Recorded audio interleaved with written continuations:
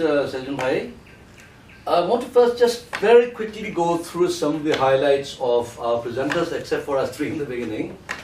So just to keep us fresh, and then I want to make some observations on some of the points raised by our different speakers, and starting with Gam, Shimre, and he mentioned the forest laws in Bangladesh and elsewhere, the need for urban agriculture now, especially in the ongoing COVID challenges that we're facing.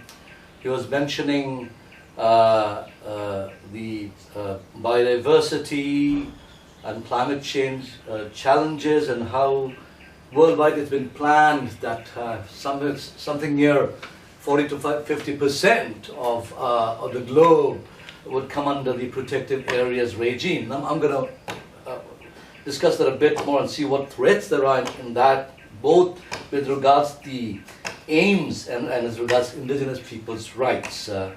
He mentioned also the protected areas which overlap, as in Bangladesh elsewhere, with indigenous people's territories.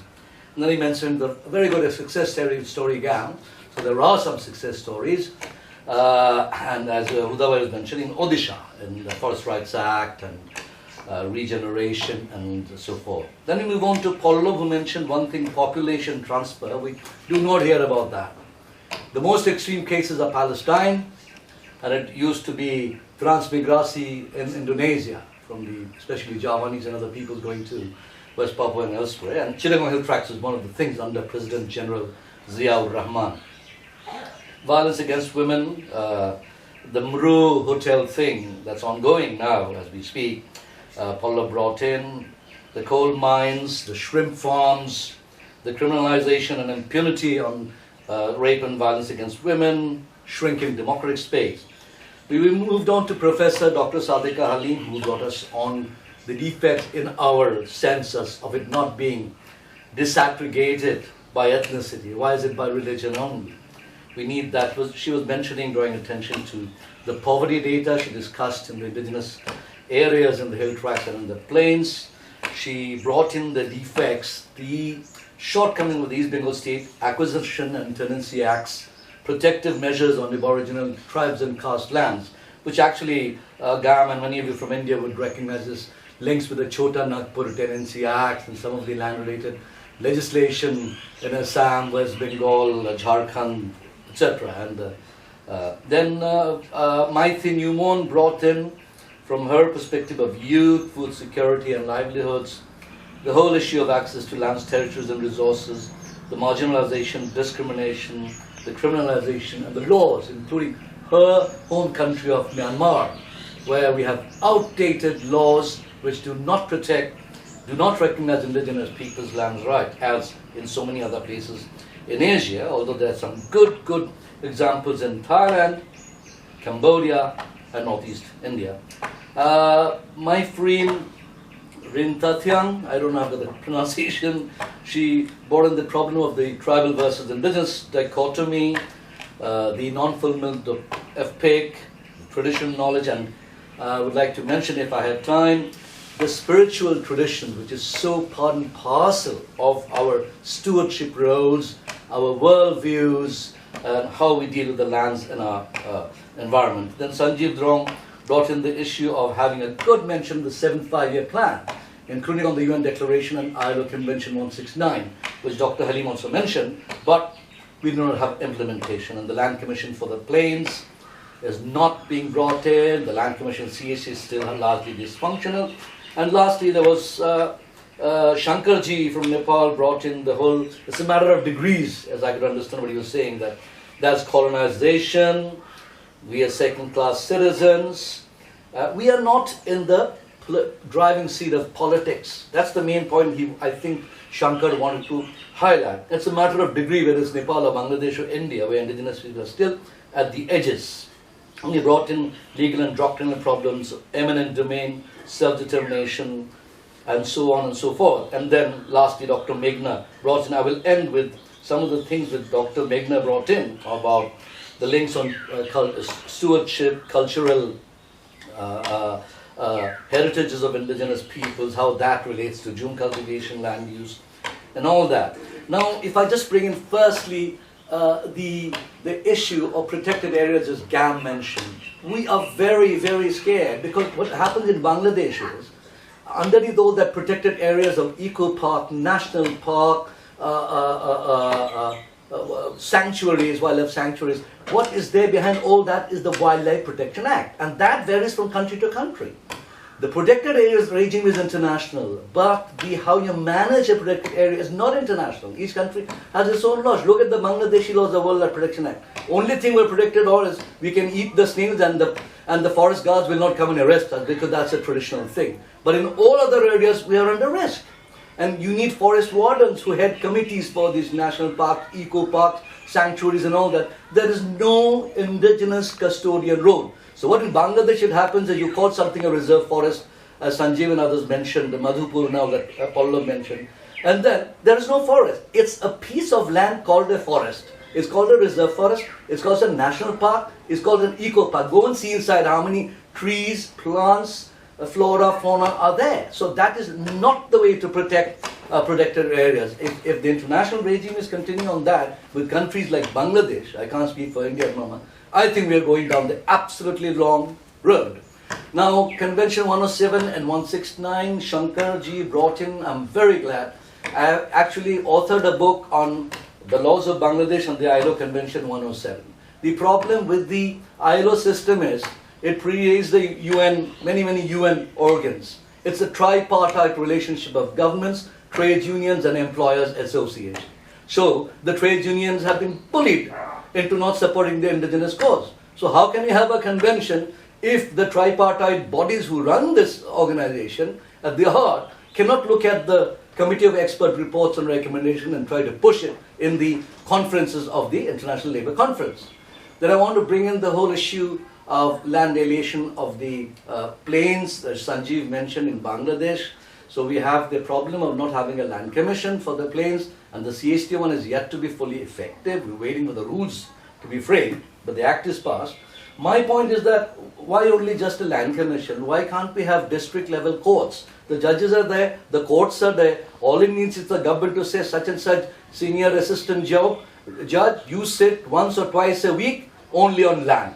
No civil procedure, no appeals, just like a land commission. Then why only indigenous? Why not farmers' lands? Not above a certain area of 25 acres, 10 acres of farmlands, paddy lands. Why should they have to go to Supreme Court of Bangladesh for 35 years of legislation, 20 years of legislation, where the lawyer's fees is double the cost of the value?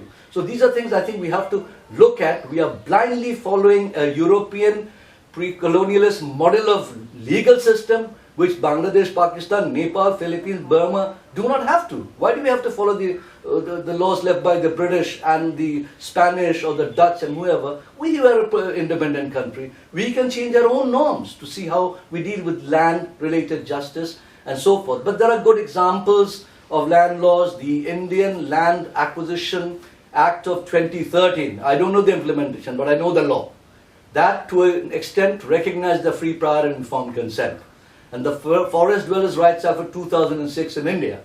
That is also a good piece of legislation that we in Bangladesh and other countries can learn from, where customary rights of forest dwellers, indigenous and even scheduled tribes and scheduled castes is recognized. So these are things we can look to, but of course we know India, the laws are very, very good, and the implementation, for example, whether it's in Northeast India, you have some amazing laws on the constitutional protection. I know it doesn't come up to the expectations and definitely the demands of many, many peoples. It depends on the people, but and your own relationship with the Indian state.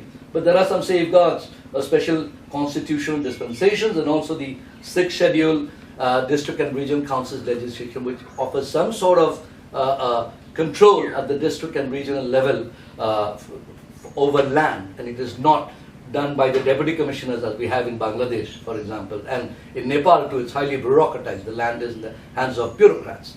Then we come to the issue of shifting cultivation. I won't take time on that with what Dr. Meghna mentioned, but that is, it's a worldview, and although in the hill tracts, on average, you don't get more than 6 months of rice.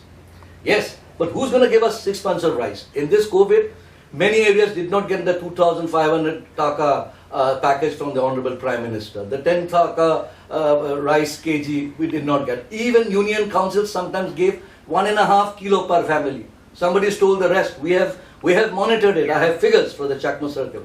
I have figures for villages, etc. How much they gave and where people still need support during COVID. COVID is not yet over. Then we come to the issue of, lastly, I think, the self-determination issue that Shankarji brought in. We should not equate self-determination what it was meant in 1946, League of Nations and early days of the UN. Self-determination is a concept which is part of the 1966 Covenants on Civil and Political Rights, Economic, Social and Cultural Rights, which 2 covenants came into force in 1976. Bangladesh has ratified it. So if Bangladesh has ratified it, Bangladesh cannot say no. I'm sure India has done it too. Most likely Myanmar has done it. Nepal has definitely done it.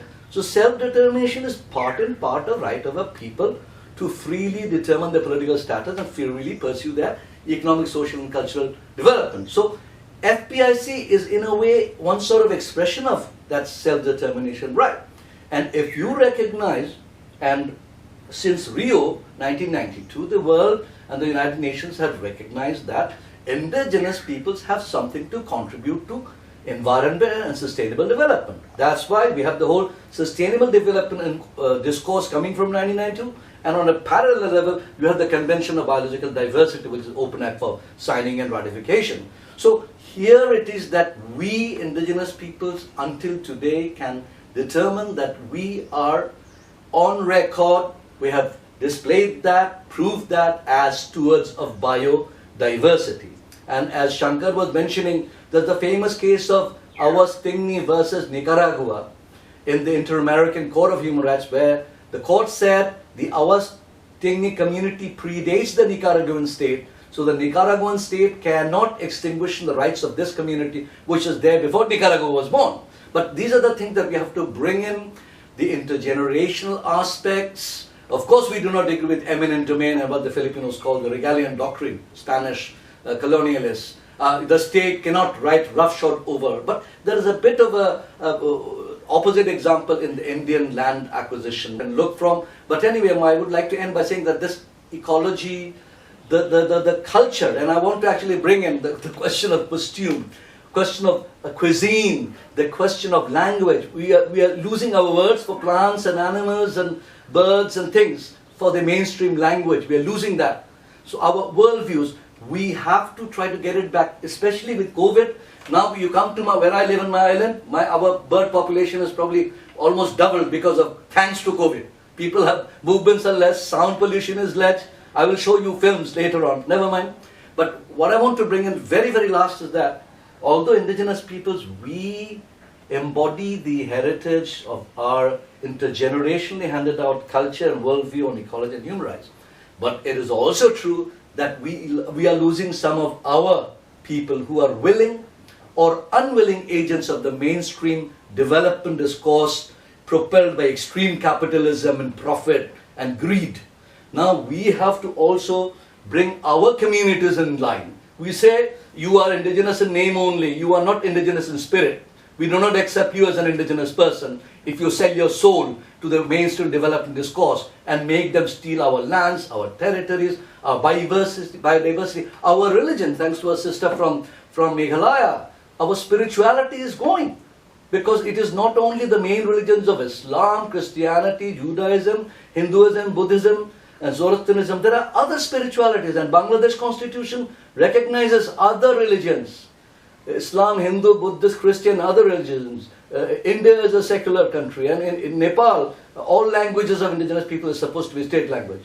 So these are the things we have to bring in. I hope that we indigenous peoples can also rein in our own societies and communities to the extent we can. Of course, we are not in the driving seat, but it is good that we have mainstream friends like our friends at Daily Star, ALRD, Dr. Meghna, Dr. Sadaka, is people like you who are not indigenous, but who understand the spirit of indigenous peoples, what they bring into the rest of the world too, so that we have this partnership. So this workshop, I think, builds up more bridges, more networks, more alliances, so that we can fight peacefully, hopefully, to prevent our rights in our ecology, as in the case of the Mro Hotel, the forests, and elsewhere where